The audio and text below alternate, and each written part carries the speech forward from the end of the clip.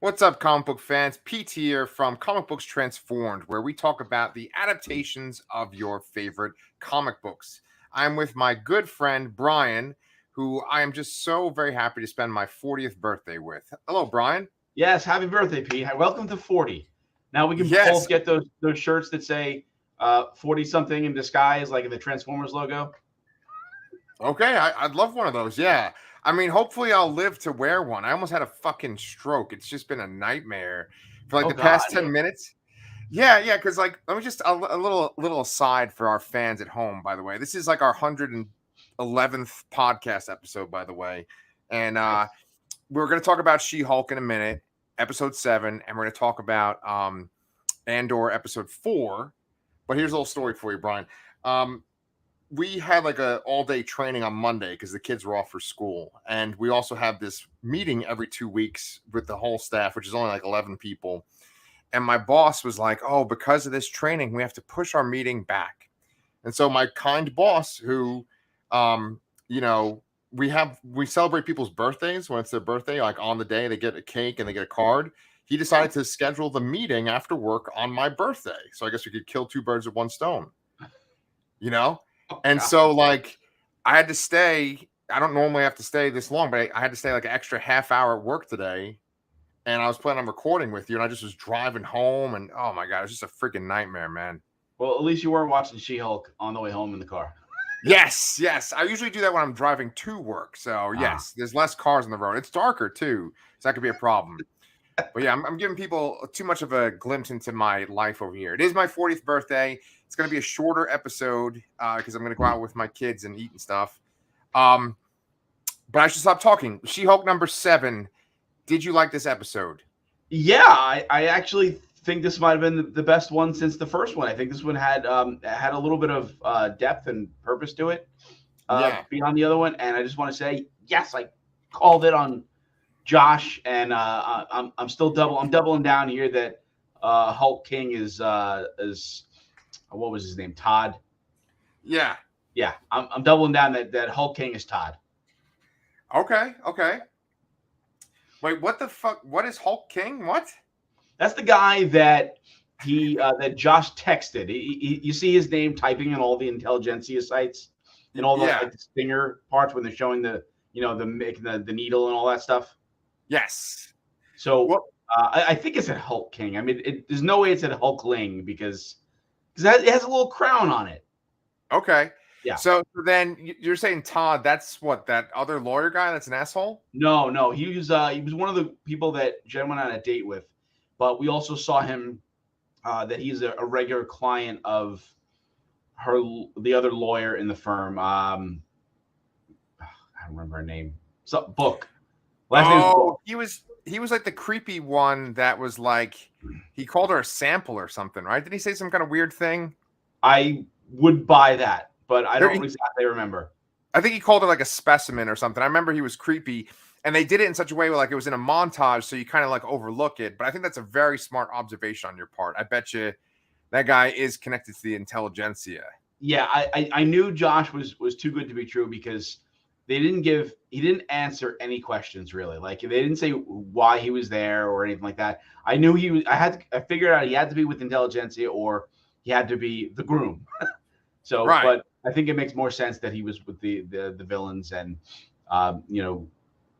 essentially was like, a spy trying to get Jen's blood. Yeah. Well, okay. So this is a little later in my notes, but like, I kind of didn't like that one aspect of it. I liked, so first off, one thing I want to say is that I agree with you too. I think this is like the best episode since the premiere. I do worry about that because this is the first episode that's written by a man out of like all of the lists. I did notice that Zeb Wells was in the credits. Yeah. And like Zeb Wells is a comic book writer. He's written a lot of Spider-Man. I mean, he's written a ton of different Marvel characters, and this episode just lands differently. And the best part about this particular episode is this sort of group therapy session. And I think that like what is achieved in that group therapy session is almost kind of undone by the fact that this guy, Josh, is a spy. Like, do you feel that way or no? No, because I'm maybe that's because I'm kind of like full of myself because I guessed it. Well, the reason why the group therapy session is so good is because it really encapsulates what they're trying to say with this show. I mean, Yes. Jen has this, or She-Hulk has this little monologue about the popular friend that everybody is attracted to and wants to kind of get with. And she talks about how she's able to turn into that person. And I think that that's really interesting stuff. That's the gold right there. I said this in the notes, but like, the Hulk as a character is like a Dr. Jekyll, Mr. Hyde. And there's so many different variations you can do on that idea of a person who essentially can turn into their polar opposites. And I think that that is really interesting to discuss about this show. But then, like, it seems like it's sort of like an easy way out for the Jen part. Like, obviously for the Jen part of the story, she needs to kind of come to terms with the fact that she's both of these characters. Like what do you think is going to be the resolution between Jen and She-Hulk for Yeah. this show? I do really like the comparison you made there. That Hulk is Jekyll and Hyde, is man versus monster, and this is like Jen or a better version of Jen. So it's like, what's the downside necessarily here, other Right. than people not respecting her for the way she was originally? Yeah. And I guess that's kind of where the resolution has to come from, is that Yeah. she needs to get respect as Jen, not as She-Hulk. Right. Right. Yeah. I mean, there's many stories that focus on this kind of dynamic of like sort of pretending that you're better than who you are. Like, you used to watch The Simpsons a lot, right? Yeah, of course. Like, that one episode where Marge gets that Chanel dress that she finds at like a thrift shop? Oh yeah, and she redoes it like 4 or 5 times Yeah, and because she goes to wears the the same thing over and over again. Funny story. yeah, yeah. Kristen has a dress that's pink and black, and I always reference that episode, and she's never seen the episode. Oh, well, see, your soulmate over here, I'm the one that gets it. You can make that Oh, reference with me. But there's many, many, many, many stories where that happens, where like the main character is pretending to kind of be like above their status. And what's interesting about this show is you kind of have that same dynamic, but she's not pretending to be She-Hulk. She is She-Hulk too. yeah. And I think that's what makes it slightly different. It's not like she's like putting on a disguise and becoming She-Hulk. She Well, the is mission resolution is joined, so I do think there is going to be some payoff where she gets recognition as Jen. Yeah. And I also think that maybe the other half of that is that she's been avoiding the superhero lifestyle, and I think that she's going to fall more into that by the end of the season. Mm. Mm. Do you think that we could have like a sort of like a reversal to where she becomes a superhero, but maybe she's sort of a uh, like a novice superhero that messes things up, but then as a lawyer, as a human lawyer, she's like a good lawyer? Like, do you think that's going to happen or no? Yeah, I mean, maybe she'll leave the law firm, start her own firm or something, and then she won't be as She-Hulk anymore, and then she'll just do that as Jen, and then she'll be a superhero in the other form, and just separate the parts of her life. Yeah, yeah, yeah, yeah, yeah, yeah, yeah, yeah. And you know what? That might actually be the case. I think that could kind of work, especially if Daredevil's involved, because right now she's in LA, right? And she's working for Yep. this sort of exclusive superhero law firm. Maybe she'll go to New York and open up her own law firm there. Yeah, there we go. Okay. There you go. There you go. Okay. All right. See, man, look, you already turned my day around. I was having a rough afternoon. I'm already feeling good about She-Hulk. All right. Glad I can do that Yeah. for you. Yes, yes, yes. So, I wanted to point out though that like I didn't like the jokes didn't land once again for like the first 10 minutes or so, and even when we got introduced to Man Bull and El Aguila or however you say his name, I think that was right. I didn't think that they were very funny at first, but once we got up to that session, I really liked them, and I really liked the other two guys. Do you know their names off the top of your head? It was Porcupine? Porcupine and something with an S. Saracen? Saratin, yeah, something like that. Saracen? Yeah, yeah. So, like, tell me how you felt about those guys. I'm kind of curious.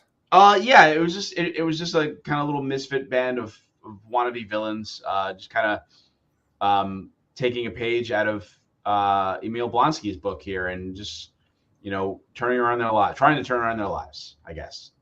Yeah, and there was even the Wrecker was in that group Oh too. yes, that's right, the Wrecker. Yeah, that was an interesting uh, addition to that little group there, especially because he and his friends attacked She-Hulk in the few episodes prior there, and clearly they were sent by the Hulk King guy we mentioned earlier. Yeah, yeah. Um, yeah, I like that they were sort of able to like mend fences together, those two, She-Hulk and him, and he was actually very supportive of her. I really liked when all the guys together told her to delete Josh's number. That was like one of my favorite parts. Yeah. So earlier you mentioned that you didn't like that Josh was like a spy or a sleeper agent there. I Yeah, think I think that works better than having any of those members in the group be secretly bad. Like I think that would feel like a betrayal more than the quote unquote perfect guy in Jen's eyes there. So I'm kind of happier that it seems to be going that route rather than like Wrecker's still a bad guy and he got information he's gonna go back to Hulk King or some crap. yeah. That's a good point. Okay. I totally agree with that. Um, that dynamic that was especially around when we were like in our teens with like, teen movies and stuff that came out. You know how they would have like the girl that would be like a mousy girl with glasses and a ponytail, and then she would like have this moment where she would like take down her ponytail and take off her glasses and she'd just be this super hot chick. Oh yeah, the quintessential she's all that moment. Right. Exactly. Like She-Hulk the show is kind of like that because I think Tatiana Maslany is a beautiful woman, right? And I think Yeah. that she's attractive. And I feel like they actually kind of go out of their way to make Jen appear unattractive. And just to kind of go in line with this idea of like, oh, men don't want Jen, they want She-Hulk. And it's funny because I feel like they like put a lot of effort into making Tatiana Maslany not seem appealing, and yet I'm still like, I think she's awesome. What's the matter with all these men? You Yeah, know? I completely agree there. Yeah, maybe I think they go out of their way to make her look extra short. Like Yes. how a lot of times they'll use camera tricks to make people look like more of a similar height. I think Right. they avoid that completely with her, and so she looks a lot smaller. So then when she's as She-Hulk, she looks so much bigger, and there's like a huge drastic difference. Yes. Very good point. Very good point. Yeah, I think it's like it kind of takes that dynamic and she kind of goes back and forth between that mousy kind of girl that you think guys don't like to this one that they're all attracted to. She just kind of keeps going back and forth between them. And I was wondering when you saw that montage at the very beginning of the episode when she was kind of prepping for her date, did Yep. you see that she like took a shot of alcohol? Yes. I think it's I mean they've made a big point to mention that she can't get drunk as She-Hulk, but I wasn't ever clear if she can't get drunk as She-Hulk or she can't get drunk. Period. Yeah. But I guess she can because she threw up in the last episode from drinking and she wasn't She-Hulk. So I don't know how exactly that works, but Yeah. It always gets kind of gray because like it seems like Banner can get hurt or Banner could even get killed, but then like the moment he gets killed, he becomes the Hulk. And I think that from the wedding episode, they made it like she could get drunk as long as she was Jen, but if she turned into She-Hulk, she couldn't get drunk. yeah, and I don't think they implied that Josh got the blood sample from her, but they didn't show if he used the regular needle or the giant needle. I also don't understand how someone would sleep through getting a shot. Right. I mean, if it's anesthesia, of course. I mean, maybe that's the answer. But I imagine that if I was just sleeping and somebody tried to draw blood from me, I would wake up. Yeah, you probably would. Yeah. Especially if it was a giant needle too. Yeah. I was actually very confused about that too because like he clearly was downloading the contents of her phone onto his phone. And then he sends that text that's like it was like a blood and emoji and then like a green chemical emoji and then like a smiley face or something, right? Yeah. So well, I had one more point about this whole thing with her. Oh, one thing I also want to give credit to the fact that there's this, she was like obsessed with her phone because he wasn't calling her back, right? And they did this really great montage where she would keep looking at her phone. She would sort of like refresh her text messages, and like, she'd be working out and there'd just be this blank phone, and I just really loved that because I can totally empathize with that feeling, you know? Yeah, and that was just another signal to me that like, oh, Josh is evil. Right. And so like one last thing I kind of want to say about She-Hulk was that I thoroughly like I get worried sometimes when we talk about this show because I never want to come off like those other guys that are like kind of misogynistic and just ragging on this show. I actually like thoroughly love Marvel comics that are about female characters. Like there have been excellent Black Widow comics. There's been excellent Kate Bishop Hawkeye comics, and this is all in recent history. Excellent She-Hulk comics. There's one more that Spider Woman, which Oh I yeah, think that like I think Porcupine is actually in that book. interesting. I'll have to look that up.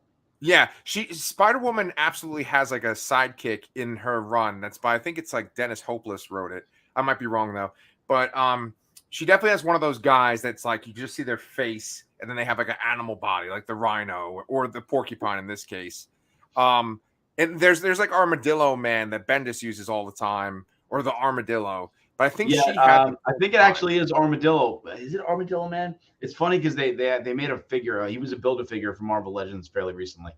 Yeah. Well, I feel like the porcupine is definitely from that Spider-Woman run, and that is just this excellent comic about a female Marvel superhero. So there's really awesome female comics out there, and when we were talking about Jen drinking by herself, I can't remember if She-Hulk has any issues with alcoholism, but I know that obviously Tony Stark, he's like the sort of like definitive Marvel alcoholic, alcoholism. Yeah, right? But then Carol Danvers is actually an alcoholic as well. yeah. So and then they kind of have like bonding over that, like before Civil War II and stuff.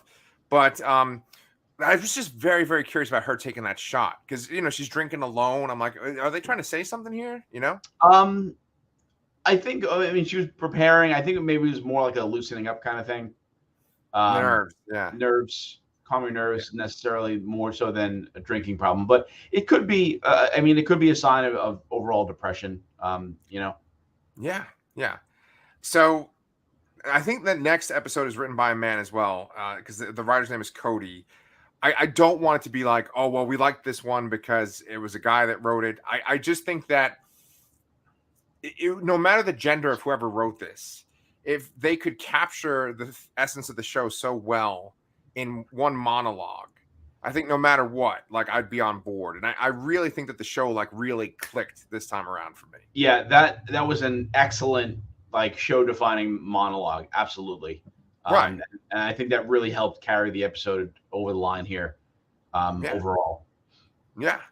All right. Well, I know that we got about 16 minutes till I actually have to go like run a whole bunch of errands and go out to eat with my family and stuff too. But we got 16 minutes to talk about Andor. You think we could do this? Yes, we can do it. All right. So I didn't even send any notes for this one, but I wrote up some notes. Okay. Why don't you tell me off the top of your head, how do you feel about episode 4 coming in? I still like I like the episode. I still like the show. It's odd because it's like we're introduced to it in like an almost entirely different cast, and it feels like it felt like Andor was almost a background character in his own show here again. Like we said that about Boba Fett. We said that about Obi-Wan, and I very much felt that here as we were introduced to this group of rebels that Luthen is setting Cassian up to work with. We're introduced to some Imperial investigators or something. I don't know exactly what the hell they were, but they basically have one of them go out and fire all the Primors for doing a bad job. And I think there was one minor detail that I found very interesting in this show. So in this, I guess it was the second episode, the Karn's commanding officer who like goes on a trip or vacation or whatever, he kind of like just randomly comes up with like, oh, it was probably just some guy. These guys picked on the wrong guy and they just got into an altercation and then they just picked the wrong guy to pick on. Right. And he completely pegged the situation, what it was for, like off the cuff. while the other guy, Karn had this elaborate plot that it was done on purpose, and there's an insurrection and all this other crap. And then in this, there's a meeting between two of the Imperial officers and their commanding officer. I want to say the older guy is like Pargats or something. And he basically does the exact same thing. So the one officer thinks that someone's stealing the star drive was like a sign of a rebellion, and there's a pattern, and there's seeded that we can follow traces back to and snuff out these embers of rebellion. And he's just like, no, it's probably just someone that went and stole something for money, and he was totally on the money. Yep. So I find it very interesting that happened twice in this show and within 4 episodes. Yes, and don't you find it interesting that like there's so much prequel stuff when it comes to Star Wars, and we know how everything plays out. We have these scenarios where you're dealing with the bad guys. We had the Inquisitors in Obi-Wan. We had the guys you were talking about just now. They're the ISB, the Imperial Security Bureau. Okay. And so in both cases, like what was that the female Inquisitor that everyone didn't like? Reva, yeah. Reva. So we have Reva in that, and then we have Deirdre, I think, in this, who is like the woman, the Imperial officer. And I can't talk about her without mentioning that she is played by I want to say her name is Denise. Is it Gao or Go? Go? Yeah. Are you going to tell me that she's Alfred's granddaughter or something from Batman? No. She played Yennefer in The Witcher 3. I love that game so much, and I like this sounds familiar to me, and that's ended up what it being. Okay, yeah, I was thinking that like she was the granddaughter of Michael Gao or Go or whatever, who played Alfred in the Michael Keaton Batman movie. Who knows? Maybe that's true. I mean, she's British, maybe right? She's really Alfred's daughter. Because Alfred's cute. Oh my god.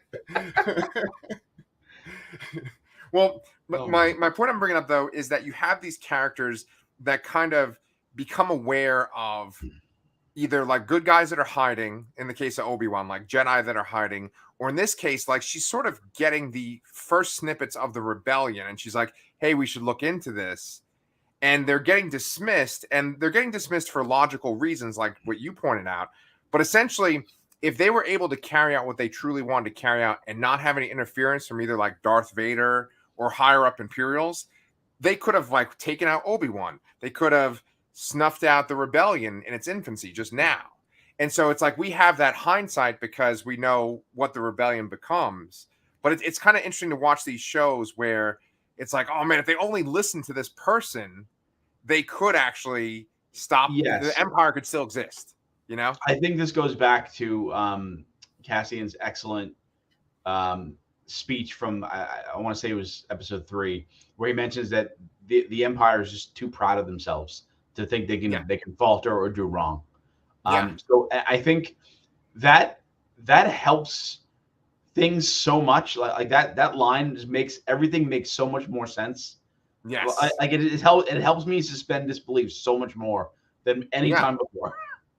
Yeah, and I mean, it even can be applied to the classic Star Wars movies, because there is a lot of hubris, and the Empire pays for it often. But let me ask you another question, though. Do you ever watch a show like this, and do you ever think to yourself, like, oh, man, most people aren't going to like this, but I like this a lot? Do you ever get that kind of feeling? Yes. I don't think I got it from this, though. I'm not really sure. I don't know how people feel about this. Everyone I've mentioned, I've talked about the show with, has liked it a lot. They think it's different. I think everyone kind of is getting that premium cable vibe and not goofy, a little more of the goofy side of Star Wars like we've seen in some of the other shows. Right, like The Mandalorian or Boba Fett. Yeah. Because, I mean, when you have those scenes with, like, the Imperials just talking to each other, and no one is saying any kind of like funny comical thing. It's not like an MCU movie, and everyone is speaking with like proper English, and everyone is just stiff, and they have their well groomed clothes. I just think that like, oh man, people must be bored, but I'm eating this shit up. Yeah, I imagine my son would be bored by this show. Right, and he's a little kid, but I feel like a lot of people that like Star Wars might be like, oh, I don't care. get to the spaceship battle, you know? Get to the stormtroopers, get to the lightsabers. Yeah. Right, Absolutely. right, right. But see, I like shit like this because it's all the world building. And I Yeah. like oh, go ahead. Yeah, no, I was just gonna say that there's a lot of world building here, and it's a little bit of a different view than we've seen in every other Star Wars thing. I mean, yes, it's still Empire versus Rebellion, but it's a different aspect of it. Yeah. I mean, like, at one point, you know, that one Imperial officer that was kind of butting heads with Deirdre, he says, okay, well, the Empire's just basically going to take over this sector now. Like, we're not using pre-Mor security anymore. And it's like you see how the Empire just kind of expands and grows more powerful. And I mean, that's a big part of the original movie, A New Hope, where it's like the idea was that there was the Senate that was still in power, but essentially the Emperor gets rid of it by A New Hope. And it's just like, the fear of the Death Star is going to keep everyone in line. And that's what it just all comes down to, is like the fear of stormtroopers and the Death Star and Darth Vader. But we're sort of in this like in-between phase. And that's kind of a good segue to talk about Mon Mothma, who's from the Old Republic. And then she's in this episode. And what did you think of her scene with Luthen and then her scene with her husband? Well, first I have to mention Luthen's transformation, which I was very taken aback by. I was like, "Whoa, what the hell's going on here?" And he was all happy, friendly, and he does this little, like little flare with his hands. I'm like, "Holy shit! Like, this is crazy." And I love watching him be this enthusiastic antiques dealer in in front of the store, and then go in the back room and he was like, "What the fuck are you doing? Where's my money?" Like, right. But yeah, I think I really liked that both of those characters, how they were speaking and how they were, how they adeptly moved to the back while the assistant kind of distracted the new guard, and how they're talking about everyone's getting replaced. They're really trying to crack down on anything that could be anyone that could be against them. So it was pretty good there. Yeah, and one of the things that I love so much about it too is that they bring up the fact that like you have these people that are from different planets, even though they're human. I think I kind of mentioned this in the last episode. You know, obviously we know about Corellians because like Han Solo's Corellian, right? But we mentioned Chandrillans this time around. Mon Mothma is a Chandrillan. And obviously it's like, it's just, they treat it just basically the way that we treat different cultures on Earth. You know, people come from different countries instead of different planets. And, they take note of that driver. They're like, oh, he's a Chandrillan, just like Mon Mothma is a Chandrillan. And then she goes and she is back at her apartment or her house or whatever, and her husband is setting up a dinner party. And we can see that he kind of has that kind of style that she has as well, that kind of Chandrillan style. And I feel like there's almost this kind of air of like snobbishness about them, about like Mon Mothma and her husband, you know? Yeah, no, you got the impression that this was like Star Wars: The West Wing or something like that, you know? Yes. Again, like more of a premium format kind of a conversation, like very, very political, very like she really takes a stab at her husband by mentioning like, oh, so what if we invite this race here who they just block these trade routes and they're all going to starve now? It's like, again, this show just feels different than any of the other Star Wars shows that have come before it. Yeah. And I feel like something bad is going to happen with that husband. Either he's going to kind of turn on her and she's going to go into hiding. I think, and this might be like a little bit of a spoiler. Is it okay if I give like a little Mon Mothma spoiler? Yeah, go for it. I think that Mon Mothma makes some sort of like declaration in the Senate about rebellion, and then she like goes off and runs away with the rebellion. So I think that's sort of like in her destiny. We'll probably even see it on this show. Interesting. I just wonder, like, is her husband going to get kind of caught in the crossfire, or is he going to turn on her? You know, I think it's interesting dynamic. Well, I mean, I already kind of got a very Democrat versus Republican vibe in that conversation anyway. So I would imagine that he's going to be more Empire leaning. Yes. Make Coruscant great again. Yeah. But yeah. You know, it's so funny. We talk so much about all these other characters in this episode, but we didn't really talk about Cassian Andor. And it's like what you said. It's like the main character is almost like a side character in his own show. I think it's fine sometimes, because honestly, Yeah. like you said, there's great world building in this episode. Yeah. We've talked about the ISB, we've talked about Mon Mothma and her husband, and the kind of the politicians, and then we haven't really talked about this little group of rebels that's working on trying to rob an Imperial armory and steal all their money. Yeah. So it just seems odd how they don't want to. They're adding this guy to this crew, and they have this whole plan, and they're all distrusting of him.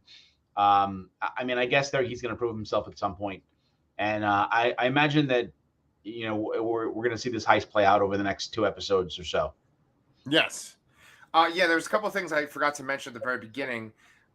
This is considered phase 2 of Andor. Like, there's different phases apparently, and like I said last time, every 3 episodes is one phase. So okay, the first 3, that was phase 1. This is now phase 2. So I do believe, like you said, that this heist is going to be like phase 2 is all about this heist. I do think that we're probably going to see some pretty awesome visuals within the next 2 episodes because of the way that they were describing that sort of planetary event that's going to occur when they do the heist. I think that'll be pretty cool. And then one last thing I wanted to mention too, because I'd be remiss if I didn't mention it, is that Tony Gilroy is the one that is the showrunner, but he has a brother. Let me see. I think it might be like Dan Gilroy. Okay. And Dan Gilroy wrote this episode. I think he might write every episode in this phase. And Dan Gilroy is a writer director of himself. And he wrote a movie that I really like a lot that I feel like doesn't get enough credit. And it's that movie Nightcrawler with Jake Gyllenhaal. I have not seen it. Yeah. Yeah. It's really, really good. And it's ridiculous that he did not even get nominated for Best Actor that year. Like, he should have. Yeah, I've always heard that it's a very good movie. I know what the general premise of it is, but I haven't seen it. Yeah, and that movie actually has a Rogue One actor in it. It has Riz Ahmed in it. Oh, nice, awesome. Yeah. I definitely recommend it. Like, I think you wouldn't feel like you wasted your time if you saw it. I think you would like it a lot. Yeah, and I think after watching this episode and watching last week's, I think I really got to give Rogue One a rewatch. I did love it when I watched it, but I feel like I want to fill in some extra blanks and see if there's anything that'll help me kind of figure out where the show's going a little better moving forward. Yeah. Do you think that, speaking of Rogue One, do you think at any point we're going to see Mad Mikkelsen's character? No idea. Because they like name dropped Scarif, which that's the planet that's at the end of Rogue One, like that secret base planet. Yes. They name dropped that, like, I think this episode or last episode. Oh, yeah, this episode with the Imperials. This episode, yeah. That's a good question. I'm not sure. I mean, we know that there's going to be 2 seasons and there's 24 episodes, so it's possible. It's entirely possible. We'll see it later on. Yeah.